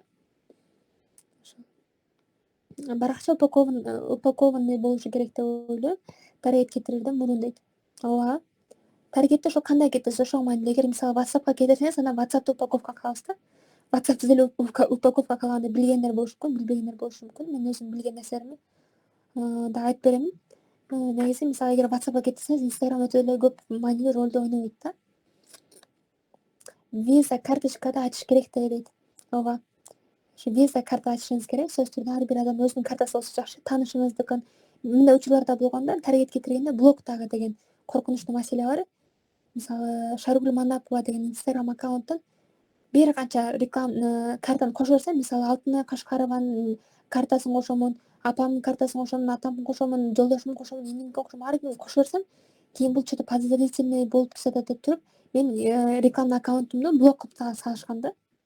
Меники эмес, башка бир таанышымдыкын. Анда ар бир адамдын картасын колдоно берчүбүз. Кимдики бар, кимде акча бар деп элечи. Менин картамда акча жок эле, сенин картаң неме болуп тур депчи. Көрсө бул туура эмес экен да. Ошо желательно өзүңүздүн карточка ачып койсоңуз, ошо өзүңүздүн карточканы эле колдоно тургандай кыласыз да. Таргетке суроо жакшы кетеби же видеобу?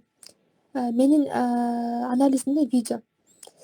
Reels жакшы келет. Мисалы ошол услуга болсо деле, мисалы өзүңүз видео тартып туруп, мен планча ушундай дизайн жасаймын, келиңиздер деген сыяктуу бир 15 секундадан 30 секундага чейин видеода, 60 секунда аябай узун экен, ошо 30 секундага чейин видео. Эң жакшысы 15 секунда, 15 секунданын ичинде видео ошол өзүңүздүн услугаңызды айтып берсеңиз жакшы кетет. Же жөн эле жасаган жумуштарыңызды чыгарып туруп, текст чыгарып койсоңуз болот. Мисалы инфографика, таплинг сайт, анан визуал баарын жасаймын деген сыяктуу эле бир мисалы видео даярдасаңыз болот да. Ошол пост деле жакшы кетет. Пост деле жаман кетет деп айтпайм. Бирок баардык нерсе бир проектте бир таргет жакшы ишсем, экинчи проектте иштебейт. Мисалы ошол эле кээ бир проекттерде только пост. Мен баягы как раз Meta Library'ден көрдүк го, инфографика деп даяр жазганда көрдүңүздөрбү, баарында дизайн болчу да, фото болчу. Сүрөт болчу да, видео эмес. Ошо карап көрүш керек. Башка коллегалар кантип кетирип жатат, башка коллегалар эмне кылып жатат депчи.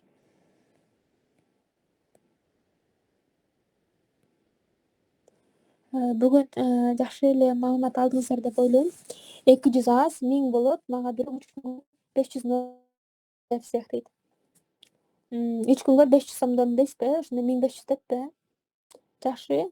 Ар бириңиздер негизи баа боюнча оюңуздарды уккум келет, анткени мен балким арзан ойлоп калышым мүмкүн же кымбат ойлоп калышым мүмкүн. Ошол сиздер азыр мен ушундай болсо жакшы болот эле, өкүнбөйт элем же ойлонбойт элем, ойлонбой жазылат элем ушундай сумма болгондо деп жазып койсоңуздар, мен да ошого жараша айтат элем да. Көбүнө мындай болот экен, тигиндей болот экен депчи. Ошого азыр бул жактагылар ой пикириңиздерди жазып койсоңуздар болот. Балким таргетке жазылбасаңыздар деле болгон оюңуздарды жазып койсоңуздар болот. Биз таргет интенсивде бүгүнкүдөн дагы көбүрөөк маалыматты үйрөнөбүз. Бүгүнкү эле кайталат деп ойлобоңуздар, негизи таргет айткандай эле чоң темада көп кызыктуу да, деталдуу дагы мындай вау деп каласың, интересно, көрсөтүшүңүз керек экен депчи. Таргетти мисалы кетиргенде бир аккаунт ачып эле таргет кетирсеңиз жакшы иштебей калышы мүмкүн. Таргет кетиргенде да өзүнүн кичине лайфхактары бар, фишкалары бар. Интересный да, мындай койчу деп каласың, ушундай эле депчи. Ошол ал нерселер дагы балким интенсивде да более-менее детально айтып көрөмүн. Ошол дизайн курс канча болуп атат дейт. Дизайн курс 1 айына 3000 сом. Ал жакта обратный связь дагы бар. Бул ошол январга чейин да. 30 күн деп коеюн, 30 күн калды. Ошол 30 күн ичинде ката алсаңыздар болот. 1 айга 3000 сом. Жалпы курс 2 ай болот. 2 айга 6000 сом. Эгер сиз 2 айга 6000 сразу ката алсаңыз 5000 сом. 1000 сом скидка болот да. 2 ай окусаңыз болот.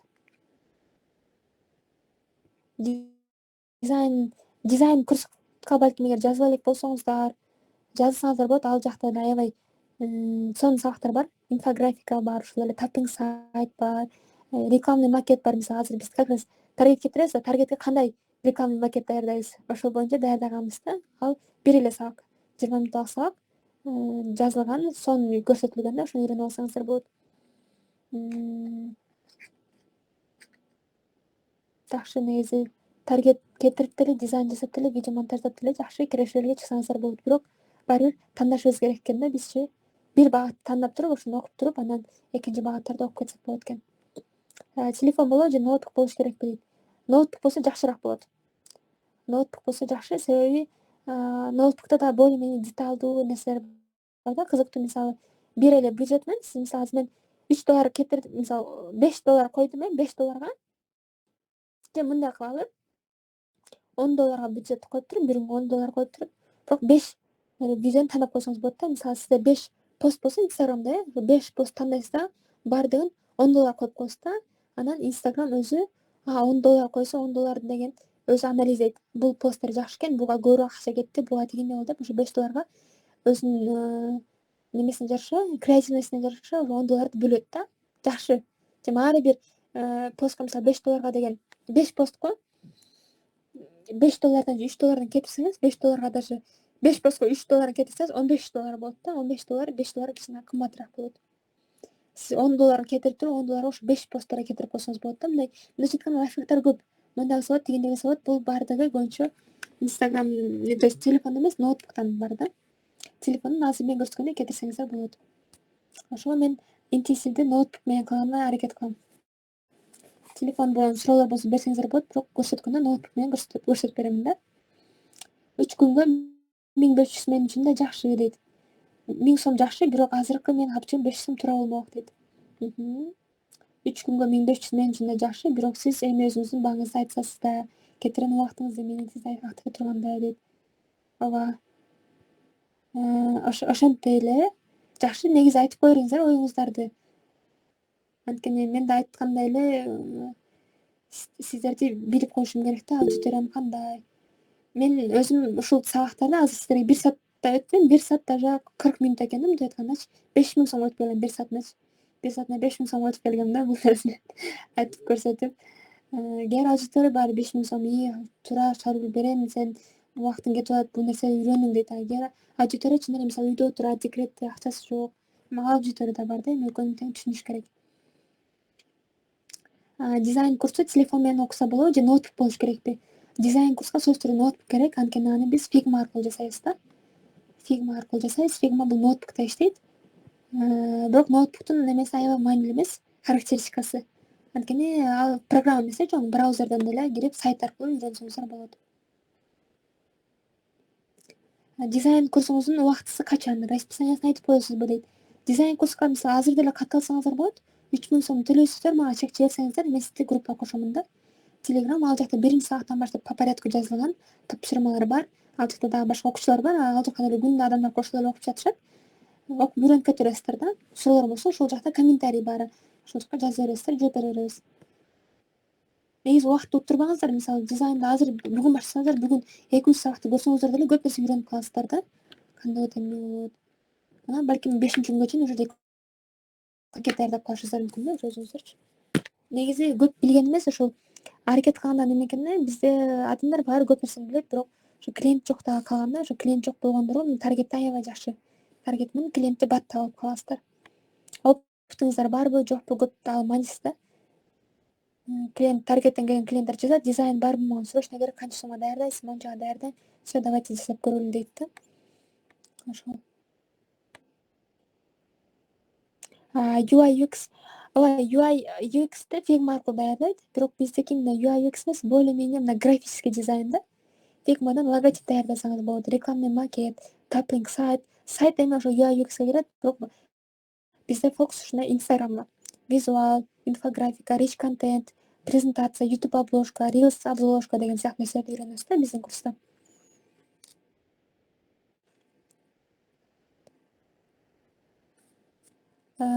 Саатта убакта болуп калыптыр эле, көпкө кармабайын. Суроолор болсо мага жеке катка жазыңыздар. Мен дагы азыр буюрса 11:30 чейин бир сыйра бааны ойлонуп туруп, саатын, графигин ойлонуп туруп, анан группага жазып кое берейин. Ошондо дагы деталдуу түрдө балким маалымат алып, анан жаза аласыздар таргет курска. Дизайн курска азырдан жазылыңыздар. Мен шаштырмакмын, эртерээк жазылып, эртерээк үйрөнүңүздөр депчи, анткени дизайн курсуна такыр окумойсуздар. Үйрөнүп алсаңыздар сөзсүз түрдө бул керек. Мен өзүм дагы бир канча бизнестерди кылганмын. Благодаря дизайну дейм да, дизайн жардамы менен. Эми дизайнда бизде да азыр окуучулар бар, ошо окуп бүткөндөргө, клиенти жок болгондорго арнап бул таргетти чыгарып жатамын да.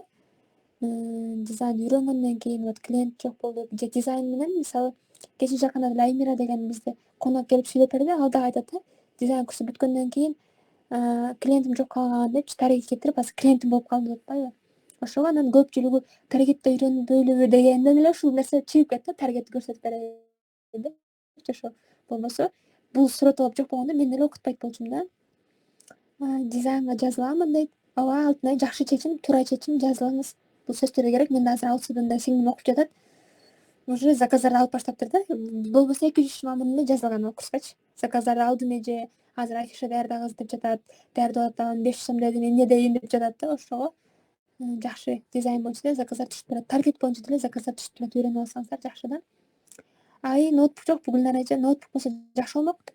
Ноутбук жок болсо телефон аркылуу деле колдонуп көрөбүз. Мен азыр көрсөттүм го телефон аркылуу, ошол сыяктуу деле мындай сөздөр, терминдер бирдей эле да. Просто баягы турган локациясы башка. Мисалы таргет кетиргенде телефондо кичине башка кнопканы бассаң, ноутбукта башка кнопка да. Ошо бирок аты окшош эле, только турган жери бирөө телефондо ылдыйда турса ал кнопка, ноутбукта үстүдө турган болот да, ошондой жерлери бар. Ойлонуп көрүңүз, ноутбук болсо жакшы болмок, жеңил болмок да өзүңүзгө дагы. Хорошо, мен азыр жарым сааттан кийин немелерди, реквизиттерди дагы жазып коемун. Ошо дизайнга жазылыңыздар, ойлонуп жүргөндөрүн. Январдан баштап уже курс кымбаттайт.